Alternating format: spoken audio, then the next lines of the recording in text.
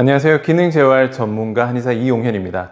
오늘의 Q&A 시간입니다. 구조적인 척추 측만이 있을 때 회복이 어려운 것으로 알고 있습니다. 측만으로 인해 랩풀다운, 바벨로 같은 등 운동이죠. 등 운동을 할 때 비대칭한 움직임, 그러니까 틀어지는데 이럴 경우 어떤 식으로 운동을 해야 하나요? 교정은 실제로 이루어지기 어렵고 그렇다고 비대칭하게 운동을 지속하는 것도 정답이 아닌 것 같습니다. 결국 이제 측만이 있을 때 랩풀다운이나 바벨로와 같은 등 운동을 할 때 불균형이 있는데 어떻게 해야 되냐? 요거를 질문을 해주셨는데요. 일단은 이 측만이라는 것은 뒤에서 봤을 때 좌우에 틀어짐이 나타났을 경우에 측만이라고 합니다. 근데 이 측만이란 게 심한 경우도 있고 안 심한 경우도 있어요. 그래서 진짜 심한 경우에는 수술이 필요한 정도로 심한 경우가 있고, 그렇게 심한 경우가 아니라면은 사실 교정은 다 가능합니다. 충분히 교정을 가능하고요. 일반적으로 봤을 때 수술이 필요하다, 수술이 필요하지 않다라는 경우로 봤을 때는요, 기준을 약 40도 정도로 봅니다. 40도에서 45도 이상이면은 요거는 수술하는 게 더 낫다라고 보고요. 요거는 일반적인 견해이기 때문에 병원이나 치료기관마다 조금 다를 수가 있어요. 그러면은 이 수술이 필요한 정도의 각도가 만곡 정도가 약 40에서 45도인데 감이 잘 안 오실 거예요.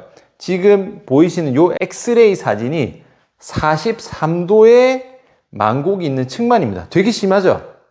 육안으로 봐도 엄청 심해요. 이러면은 굳이 엑스레이를 안 찍고 뒤에서 상의 탈의한 모습을 봐도 완전히 휘어 있습니다. 그러니까 누가 봐도 아주 심할 경우에는 수술이 필요한 심한 측만이라고 보면 되고, 이 정도가 아니면은 수술을 굳이 안 해도 되는 측만, 즉 교정이 어느 정도 수술 없이 가능한 측만이라고 보시면 돼요. 질문하신 분의 측만이 어느 정도인지는 모르겠지만 아마 이 정도는 아닐 거예요. 이 정도면은 헬스장 가서 운동할 생각을 전혀 못 할 거예요. 말씀하신 동작이 랩풀다운이랑 바벨로우인데, 랩풀다운하고 이 바벨로우에 나타나는 불균형, 비대칭의 원인이 측만이 아닐 확률이 높습니다. 말씀하신 게 등 운동이 불균형이 있는데 이게 내가 측만 때문에 그런 것 같다라고 말씀을 하셨는데, 아까 보여드렸던 40도 이상의 측만 수준이 아니면은 측만증 때문에 등 운동의 불균형이 나타나는 게 아닐 확률이 훨씬 높아요. 오히려 어깨나 골반의 불균형 때문에 등 운동할 때 틀어지는 경우가 훨씬 더 많거든요. 제가 볼 때는 지금 등 운동의 불균형의 원인을 측만으로 접근을 하시는 게 아니라 어깨나 골반은 체크를 해보셔야 돼요. 어깨나 골반은 불균형이 하나도 없는데 그래도 불균형이면은 측만증이 원인이라고 볼 수가 있지만 그럴 경우는 사실 없습니다. 왜냐하면은 측만증 자체도 결국 골반의 불균형 때문에 생기는 거예요. 그래서 측만증으로 접근하지 마시고요. 어깨나 골반의 불균형으로 접근을 하셔가지고 비대칭을 잡으시면은 충분히 운동할 때 비대칭은 잡으실 수 있습니다. 두 번째 질문입니다. 자, 양쪽 발 앞쪽 중간에 굳은살이 있대요. 왜 생기는 건가요? 7년 전에 엄지발가락 수술을 했을 때 3개월 동안 못 쓸 때는 없어졌다가, 그러니까 안 걸으니까 없어졌는데 걷기 시작하니까 바로 다시 생기더라고요. 어떤 문제인 걸까요? 그러니까 발 앞쪽 중간에 굳은살이 있다고 하셨는데, 지금 사진이 없어서 정확한 위치는 모르겠지만 발 앞쪽 중간이면 아마 요쯤 말씀하실 것 같아요. 발 앞쪽 중간에 여기에 굳은살이 생기는 경우도 있고 요쪽에 굳은살이 생기는 경우도 있어요. 그래서 어쨌든 안 걸으니까 없는데 걸으니까 바로 생겼다는 말이에요. 굳은살이라는 건 뭐예요? 계속 거기에 뭔가 자극이 과하게 들어가면은 피부가 이제 말 그대로 굳는 거죠. 그게 굳은살이 되는 건데, 우리의 발이라는 거는요, 정상적인 발로 봤을 때는요, A, B, C 이 세 군데의 무게중심이 골고루 나누어져 있어야 됩니다. 그래서 우리가 흔히 말하는 발의 아치는 A와 C 사이에 있는 여기 아치죠. 여기가 제일 기본적인 아치가 되는데, 여기뿐만 아니라 새끼 발가락 쪽에 이쪽에도 지지가 잘 되면요, A와 B 사이에도 아치가 생기고요, B와 C 사이에도 아치가 있습니다.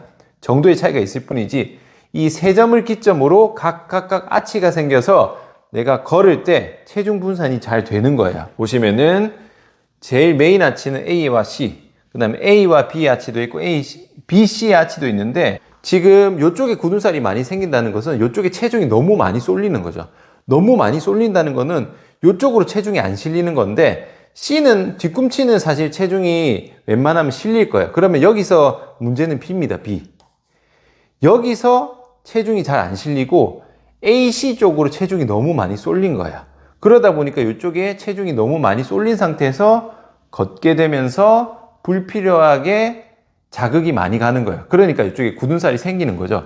그러면은 여기서 유추해 볼 수 있는 거는 AB와 BC의 아치는 생기지 않고 AC의 아치로만 너무 체중이 많이 실리기 때문에 AC의 아치도 무너졌을 거예요. 그러니까 발의 아치가 다 무너진 그런 상태라고 보시면 되거든요. 그래서 검사를 한번 확인해 보면 됩니다. 이렇게 스쿼트를 할 때 발이 안쪽으로 무너지거나 한 다리로 선 상태에서 스쿼트를 했을 경우에 무릎이 이렇게 안쪽으로 쏠리는 거예요. 여기서 어디를 관찰하냐면요. 이렇게 되는 겁니다. 이렇게 지금 보시면은 이 뒤꿈치 아킬레스건이 안쪽으로 휘었죠. 안쪽으로 발이 이렇게 무너지는 거예요. 아치가 무너지는 형태일 확률이 굉장히 높습니다. 다시 한번 비교하면요. 정상의 아치인 경우에는 뒤에서 섰을 때, 이게 섰을 때는 괜찮은데 스쿼트나 한다리 스쿼트 동작했을 때 무너지는 것도 마찬가지입니다. 그래서 뒤에서 봤을 때는 이렇게 정상이어야 되는데 아치가 무너지는 평발이죠. 이거는 선천적인 평발이 아니라 후천적인 평발입니다. 평발이 되게 되면은 체중이 실리는 동작에서 이렇게 발이 안쪽으로 무너집니다. 이렇게 되는 거죠. 지금 화살 보면 이렇게 돼 있죠. 아치가 무너지는 거죠.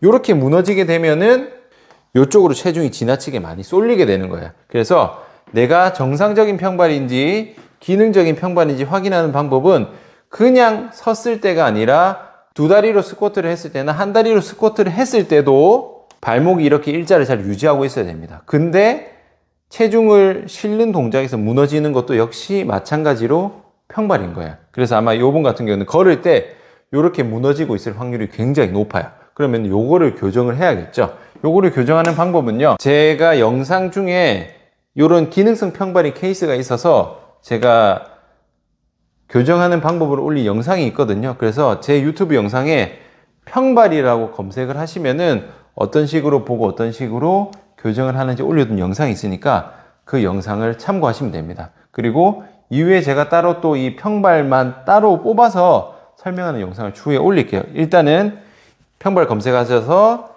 어떤 식으로 교정을 하는지를 확인하실 수 있습니다. 세 번째 질문입니다. 고관절 외전 시 앉아있을 때 무릎 굽혀져 있는 상태. 엉덩관절, 고관절 말씀하시는 거죠. 소리가 난대요. 고관절에서 소리가 나고 엎드려 누운 상태에서 외전 시 같은 증상. 그러니까 엎드려 있든 앉아 있든 외전하면 소리가 난대요. 그래서 고관절 문제인가 해서 고관절 굴곡 신전근 강화 운동을 하고 있는데 원인을 알 수 있을까요? 이렇게 하는 게 맞는 방법일까요? 일단은 지금 말씀하신 게 외전인데 외전은 옆으로 벌리는 거거든요. 그래서 이 말씀하신 게 엎드려 누운 게 외전이 아니라 지금 외회전인 것 같거든요. 이거를 잘못 말씀하신 것 같은데 이렇게 돌리는 거는 외전이 아니라 외회전입니다. 고관절 입장에서 여기서 이렇게 돌리면 내회전입니다. 그래서 아마 제 생각에는 외회전을 말씀하신 것 같아요. 그래서 이게 이렇게 돌아가면 골반이 바깥으로 돌아가기 때문에 외회전이 되는 거고요. 엎드려 누운 상태에서는 어떻게 돼요? 여기서 이렇게 가면은 외회전, 고관절 입장에서 여기서 이렇게 가면은 내회전이 되는 거예요. 그래서 질문하신 분의 상태는 결국 골반이 외회전 됐을 때 골반에서 소리가 나는 게 문제인 것 같아요. 대부분 외회전 했을 때 소리가 나거든요. 그러면은 이분 같은 경우는 외회전 할 때 골반에서 소리가 난다. 결국 이게 문제가 되는 거고 골반에서 움직일 때 소리가 나는 건요. 어깨가 움직일 때 소리가 나는 것도 마찬가지입니다. 결국 이거예요. 이 관절이죠. 관절에서 움직일 때 어떤 방향이든 움직일 때 제자리에서 잘 움직이게 되면 소리가 날 일이 없어요. 근데 움직일 때 뭔가 본래 자리에서 벗어난다. 움직이면서 본래 자리에서 벗어나게 되면 찝히거나 통증이 생기거나 소리가 나게 되는 거예요. 그러면은 지금 질문하신 분 같은 경우는 외회전할 때 소리가 난다는 것은 외회전할 때 고관절이 중심에서 벗어나는 거예요. 중심에서 벗어나는 게 문제니까 중심에서 잘 위치한 상태에서 움직이게 하는 게 목표겠죠? 그러면은 일단 외회전으로 봤을 때 요거를 잡아줘야 되는 근육을 보면요. 장요근이 있습니다.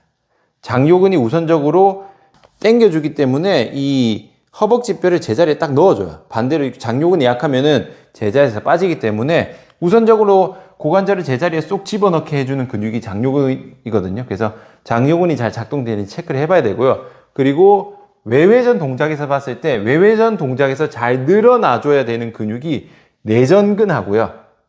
그 다음에 뒤쪽에 있는 이상근을 비롯한 고관절 외회전근입니다. 이쪽이 부드럽게 돼줘야 회전 동작에서 뼈가 어긋나지 않고 잘 돌아갈 수 있어요. 그래서 이쪽은 힘이 잘 쓰이는지 활성화를 시켜보고요. 내전근과 이상근은 폼롤러로 한번 풀어보세요. 폼롤러로 풀어서 아픈 곳이 있으면 충분히 풀어주고요. 그 다음에 외회전 했을 때 괜찮은지를 확인하셔야 돼요. 관련 내용은요. 일단 장요근 같은 경우는 제가 요 썸네일로 장요근을 활성화시키고 검사하는 방법 올려뒀습니다. 그래서 장요근이라고 검색을 하시면은 요 영상이 있으니까 장요근 활성화는 요거를 참고하시고요. 그리고 이제 외회전근이죠. 이 이상근 뒤쪽을 확인하고 풀어서 확인하는 방법은 요 영상이 있습니다. 그래서 골반 교정이라고 치시면은 또 관련 영상이 있으니까 요거를 참고하셔가지고 장요근, 내전근, 이상근 요 근육을 한번 체크하셔가지고 소리가 나는 여부를 체크해 보시는 것을 추천드립니다. 오늘 영상은 여기까지고요. 또 궁금한 점 있으시면은 영상 더보기란에 질문 링크가 있습니다. 질문 링크에서 질문을 해주셔도 좋고요. 댓글을 남겨주셔도 좋습니다. 오늘 영상은 여기까지입니다. 수고하셨습니다.